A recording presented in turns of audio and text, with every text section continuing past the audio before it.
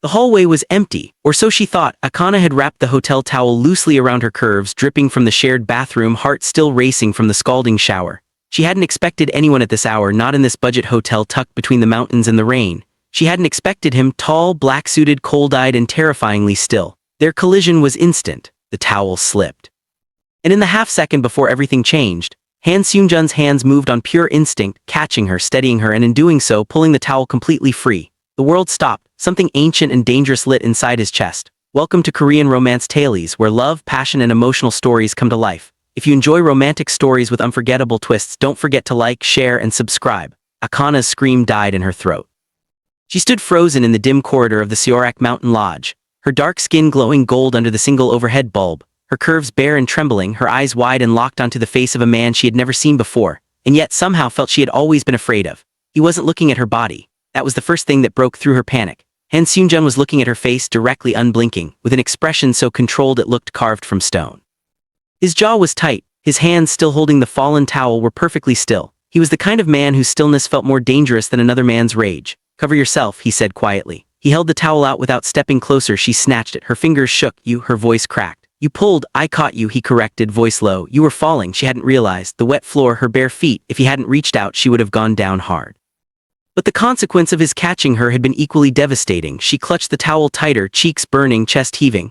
"Don't follow me," she managed, and turned toward her room. She heard nothing behind her. No footsteps, no apology, just silence. But she felt his eyes on her back the entire way down the hall. Later that night, Akana sat on the edge of her narrow bed staring at the wall. She was a travel journalist, underpaid, overworked, and currently on assignment to write a piece about remote Korean mountain retreats. The Seorak Lodge was her third stop in 2 weeks. She had been doing fine, she had been professional, and then the hallway happened. She pressed her palms to her face and groaned. The man's face wouldn't leave her mind. Sharp features, dark eyes. The kind of silence that suggested he was used to people obeying without question. The suit, despite the remote location, was immaculate charcoal gray, fitted like a second skin without a single crease. Who wore a suit like that at 11:30 at night in a mountain hotel? Someone dangerous, her instincts whispered. Someone important, her curiosity answered back. She turned off the light and ordered herself to sleep. She did not sleep. The next morning came gray and mist-soaked, the mountain wrapped in low cloud. Akana came down to breakfast early, hopping to avoid crowds.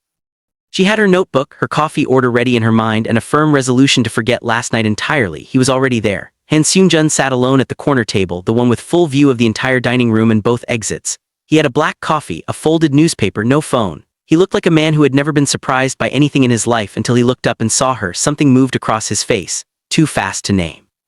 Then it was gone, replaced by that marble composure. Akana looked away immediately. She chose a table on the opposite side of the room, sat with her back to him, and opened her notebook with unnecessary force. She could feel him watching. She ordered eggs and toast and rewrote the same opening sentence 4 times. A staff member appeared at her elbow. Young, nervous, holding a fresh cup of coffee she hadn't ordered. "The gentleman in the corner," the boy said quietly. Akana turned. Seung-jun wasn't looking at her. He was reading his newspaper, as if he hadn't just sent her coffee, as if it meant nothing. She stared at the cup for a long moment, then she pushed it gently to the side, walked across the room and set it on his table. "I didn't ask for that," she said. He looked up slowly. "You look like you needed it." "I have my own." "You haven't ordered yet." She blinked. He had been watching her longer than she realized. "Send me things," she said. His eyes held hers. "Noted." She walked back to her table. Her heart was going entirely too fast. A few hours later, Akana was hiking the lower trail behind the lodge, recorder in hand, narrating observations for her article. The mist had thinned. The trees were extraordinary, ancient pines breathing out cool, clean air. She heard footsteps behind her. She turned. Seung-jun was on the same trail, moving with unhurried, predatory ease, hands in the pockets of a dark jacket that was somehow still too expensive for a mountain path. "You following me?"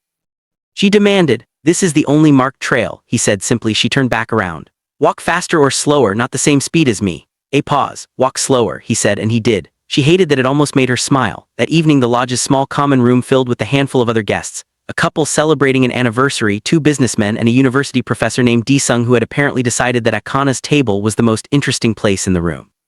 He was friendly, talkative, not unpleasant. He leaned across the table, laughing at something she'd said, touching her hand briefly to emphasize a point. Akana was polite, professionally warm. From his chair across the room, Seung-jun's newspaper had not turned a single page in 20 minutes. His coffee had gone cold. His jaw was doing something very controlled and very tight.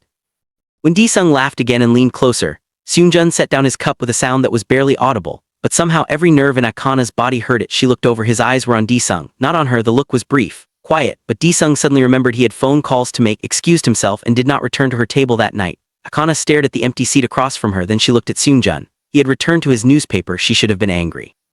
She opened her mouth, then closed it. She went to bed instead, unsettled in ways she didn't have language for. The following morning, she knocked on the lodge manager's door with a specific question about the property's history. The manager, a wiry older man, answered looking pale. "Sorry, Ms. Akana, we have a small situation. One of the water pipes in your wing, there's been a burst. Your room will need to be vacated for at least 2 days for repairs." Akana stared. 2 days. Would of course provide a discount. "Where do I stay?" The manager cleared his throat. "We only have one other available room. It's the suite on the top floor." However, he hesitated. "It was already booked by Mr. Han." Silence. "He has offered to share the suite sitting room with you, as a separate sleeping arrangement," he said. The manager actually looked slightly afraid. He said it was non-negotiable. Kana thought of the look that had sent Sung retreating across the common room. She thought of the coffee she'd pushed back. She thought of strong hands and a fallen towel and dark eyes that never once looked away from her face. "Fine," she said, because she had no other option. She told herself that the suite was not what she expected.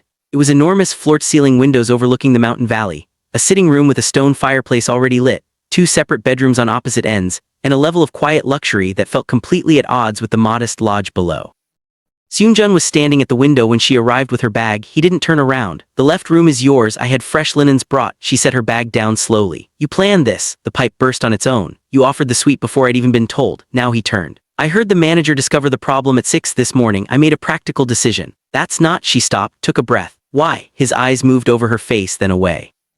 "The professor was going to offer you his room." Silence stretched long and strange between them. "You don't even know me," she said. "No," he agreed quietly. "Then why does it matter who offers me a room?" He said nothing, which was somehow louder than any answer. Akana picked up her bag and went to the left bedroom. She closed the door. She sat on the bed. Her hands were shaking slightly, not from fear, from something much more inconvenient. They existed in careful parallel for the first day. She wrote at the desk by the window. He made calls in low, controlled Korean from the far end of the room. She made tea. He appeared silently beside her with a second cup before she'd even filled her own. She looked at him. "Habit," he said. "You make tea for people." "For one person," he said. Then he returned to his end of the room as if the words hadn't just rewired something in her chest. By the second evening, the mountain delivered a storm. Rain hammered the windows. Thunder rolled through the valley like something old and alive. The power flickered twice, then gave up entirely. The fireplace became the only light. Akana sat on the rug in front of it, her notebook on her knees, trying to work by firelight. She was aware of Seung-jun moving behind her, aware of the exact moment he settled onto the couch nearby, close but not crowding, his presence warm and constant as the fire itself. "What do you write?" he asked. His voice in the dark was different, lower, more human. "Travel journalism," she said. "I write about places, what they feel like from the inside." "What does this place feel like?" she considered. "Complicated." She felt rather than heard the quiet sound he made, almost amusement. "Tell me something true about yourself," she said, surprising herself. A long pause. "I haven't slept in a room with a fireplace since I was 7 years old," he said. "My grandmother's house. It burned down the following winter." She turned to look at him. The firelight carved his face into something softer, younger, achingly real. "Sorry," she said. "It was a long time ago. Grief doesn't care about timelines." He looked at her then fully, openly, in a way he hadn't allowed himself before, as if her words had undone something very carefully maintained. "No," he said softly. "It doesn't." Fire crackled. The storm pressed against the glass. And in the space between them, something shifted, quiet and irrevocable as a key turning in a lock. She didn't know when she fell asleep. She woke to warmth. A blanket settled over her shoulders, the fire rebuilt and steady. Seung-jun was back on the couch, awake, his eyes on the flames. He'd covered her. He hadn't moved her, hadn't disturbed her. He'd simply made sure she was warm. Akana lay still for a moment, watching him without him knowing, and felt something dangerously close to tenderness move through her like a current. She closed her eyes before he could catch her looking. The next morning brought clear skies and a phone call that shattered everything. She heard his voice change in the hall, controlled still, but beneath it something taut and cold. She caught fragments: exposure, evidence, threat. A name repeated twice, sharp as a blade: Chairman Wu. When he came back inside, his face was the stone mask again. "Have to leave today," he said. She nodded, professional, neutral, ignoring the sudden drop in her chest. "Of course, there's a car that will take you to the city when your work here is done. I've arranged it. Don't need." Akana. Her name in his mouth was a different thing entirely, deliberate and careful, like he'd been holding it, testing its weight. "Please accept this one." She looked at him for a long moment. "Okay," she said. He picked up his bag. At the door he paused with his back to her. "Story you're writing," he said. "The way you described this place, complicated." A breath. "Write it honestly." He left. She sat in the empty suite for a long time, listening to the mountain breathe. 3 weeks passed. Soul swallowed. Akana whole, the noise, the motion, the deadlines stacking up on her editor's desk like unpaid debts. She submitted her mountain piece. It received the best reader response of her career. Her editor called it visceral, intimate, alive. She didn't tell him she'd writ half of it thinking about a man in a charcoal suit who made tea without being asked and rebuilt fires while she slept. She tried not to think about Han Seung-jun. She failed consistently every single day. Then the envelope arrived, no return address. Inside, a single press clipping. A photo taken at some corporate event, Seung-jun shaking hands with a silver-haired man, both of them smiling the way powerful men smile when cameras are present.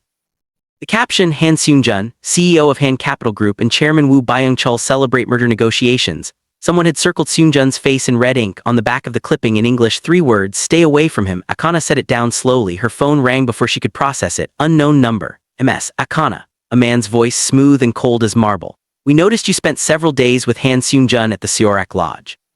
That's an unwise connection for a foreign journalist. Is this someone who wants to help you avoid trouble? A pause waited with implication. Han Seung-jun is under investigation. Anyone close to him becomes a liability or a target. Line went dead. Akana stared at her phone. Then she did the stupidest thing she'd ever done in her professional life. She Googled him properly. Han Seung-jun, 34, CEO of Han Capital Group, one of Korea's top 5 private investment firms.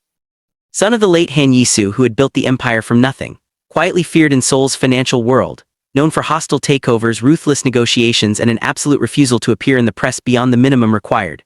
3 years ago, his father's death had been ruled a heart attack. There were people very careful, very quiet people who believed otherwise, and somewhere in all of it, Chairman Woo Byung-chul smiling his merger smile. Akana closed her laptop. She told herself to stay out of it. She was a travel writer. This wasn't her world. She stayed out of it for approximately 36 hours. The Han Capital Group headquarters occupied the top 12 floors of a glass tower in Gangnam. Akana arrived in the lobby with her press ID, her voice recorder, and an interview request she had absolutely no reason to expect would be accepted. The receptionist took her card with a politely skeptical expression and disappeared. She sat. She waited. She absolutely did not rehearse what she was going to say. 20 minutes later, a young assistant in a charcoal blazer appeared. Mr. Han will see you. She rode the elevator to the 41st floor trying to regulate her heartbeat. The office was enormous and spare, floor-to-ceiling glass on 3 sides, Seoul sprawled below like a circuit board, the sky above pale and enormous. Seung-jun stood with his back to the door looking out. He didn't turn immediately. You changed careers quickly, he said.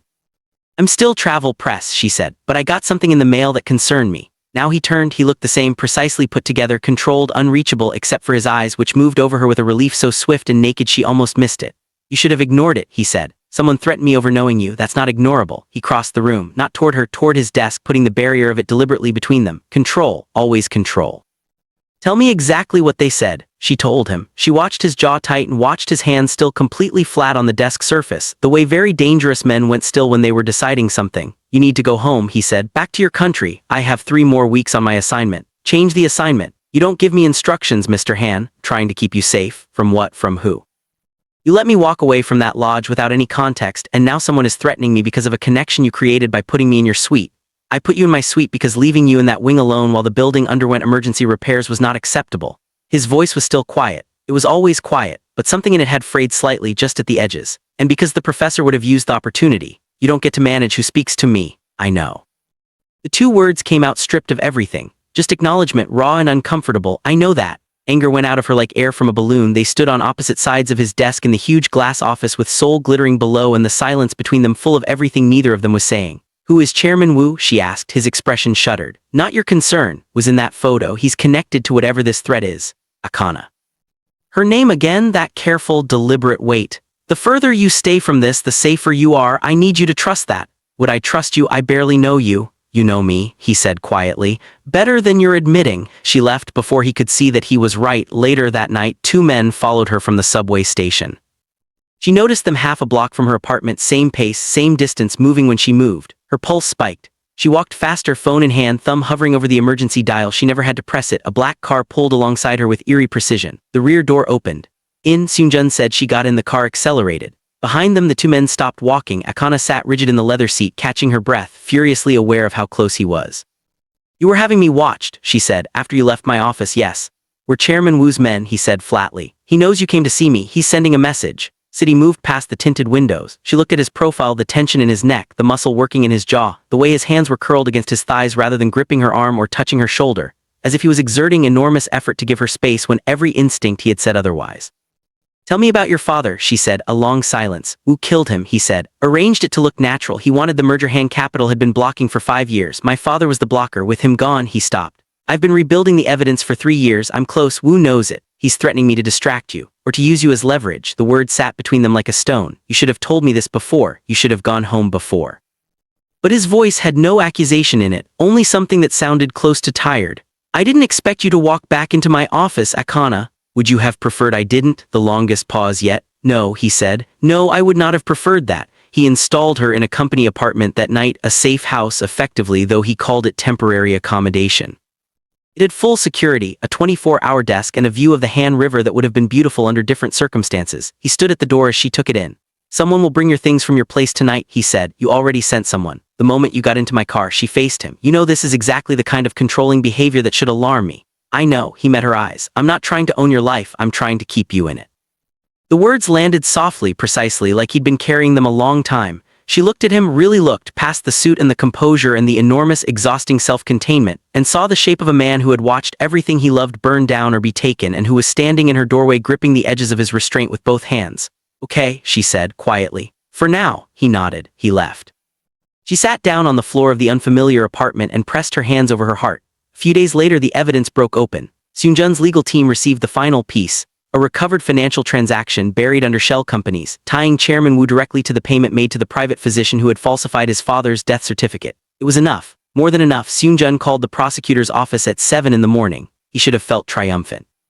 He felt nothing except the need to walk down the hall and tell Akana first. He stopped himself 3 times, made coffee instead, stood at the window, his phone lit up, a message from an unknown number, a photo of Akana taken from outside at the building's lobby window through the glass. Timestamp 20 minutes ago. She's still inside the circle. How long before she becomes the evidence? Seung-jun was in the elevator before the phone had hit the counter. He found her in the apartment kitchen, perfectly fine, making eggs, still in her pajamas, soft and warm and completely unaware. She turned when he came through the door. The look on his face made her set down the spatula. "What happened?" He crossed the room. He stopped when there was only a breath of space between them. His hands came up, not grabbing, not demanding, just settling on her shoulders as if they needed to confirm physically that she was there and real and unharmed. "Seung-jun, Woo knows where you are," he said. "We're moving today. The prosecutor's arrest warrant is being issued this afternoon, but until he's in custody, you're not safe here." She looked up at him. "And after he's in custody?" He didn't answer immediately. His thumbs moved barely, a tiny motion against the fabric of her shoulders, almost unconscious. "After he's in custody," he said, "you'll be free. You can go wherever you need to go." Something passed over her face that she quickly smoothed away. "Right," she said. "Of course." She stepped back from his hands and went to get dressed. He stood in her kitchen, hand still slightly raised, understanding too late what her expression had meant. Chairman Woo Byung-chul was arrested at his Gangnam office at 2:17 in the afternoon. Akana watched it on the news from the safe house. Seung-jun had moved her to a private property outside the city. Surrounded by trees and a security team she hadn't fully clocked until she tried to take a walk and found herself politely redirected by a very large, very apologetic man in a dark jacket. Seung-jun called her when it was done. "It's over," he said. "Woo is in custody. My father," a pause, the briefest fracture in his voice. "It will be acknowledged now." "I'm glad," she said. "I'm really glad." Seung-jun, silence on the line. "Then, thank you for not leaving when you should have." "I almost did." "I know." Another silence, different from the others, soft and precarious. "Send a car tomorrow," he said, "to take you back to the city, to your assignment, whatever you need." She listened to what he wasn't saying. "Okay," she said. "Good night." She hung up. She walked to the window. She watched the trees in the dark. Then she sat down and wrote the most honest piece of her career, not about mountain lodges or misty trails, but about the particular courage it takes to let something impossible feel real. She didn't submit it. She didn't know yet who it was for. The car came at 10 the next morning. Akana was packed, ready, professional. She was halfway down the front steps when she heard the second car, arriving, not departing, and turned to find Seung-jun stepping out of it. Still in his suit, though it was a Saturday, looking like a man who had driven 2 hours on no sleep and intended to say something whether or not it came out correctly. She stopped. He stopped, 3 meters of autumn air between them. "I told you I'd send a car," he said. "You did." "I didn't say I wouldn't be in it." She waited.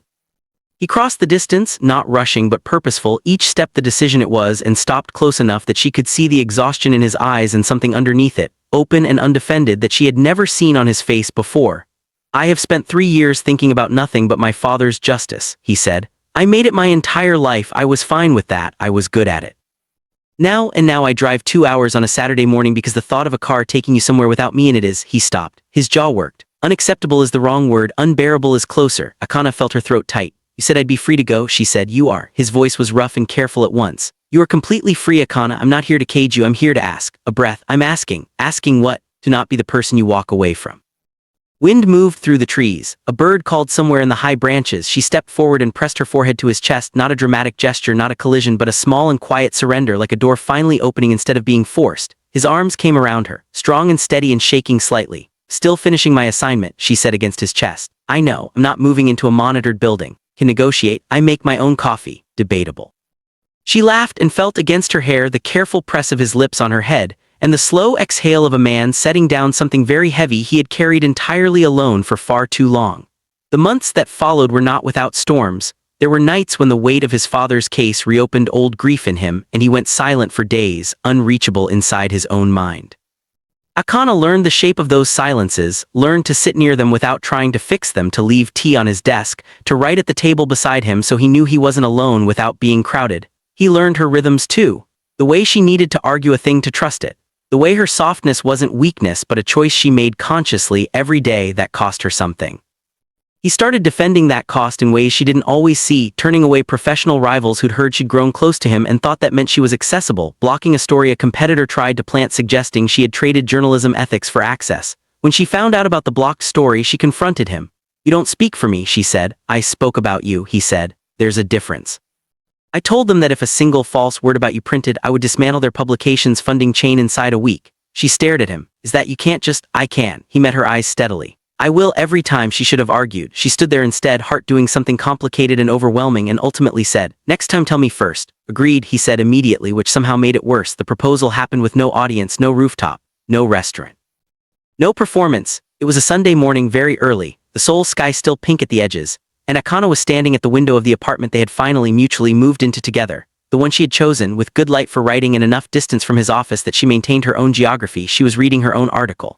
The one she'd written in the safe house, the honest one about impossible things feeling real. She had submitted it after all. It was coming out the following week.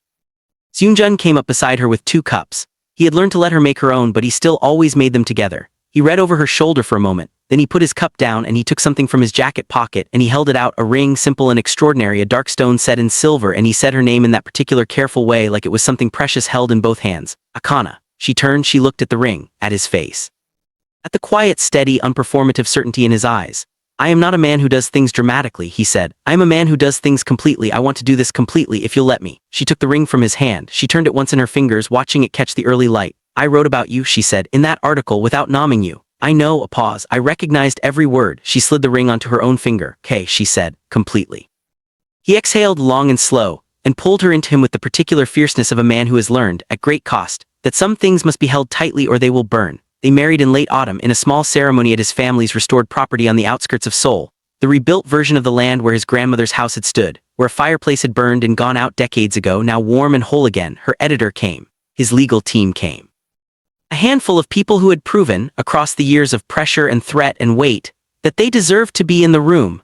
Akana wore something deep and warm that made Seung-jun lose track of what he was supposed to be saying during the ceremony briefly, which made his attorney laugh and which Akana would bring up at every anniversary for the rest of their lives.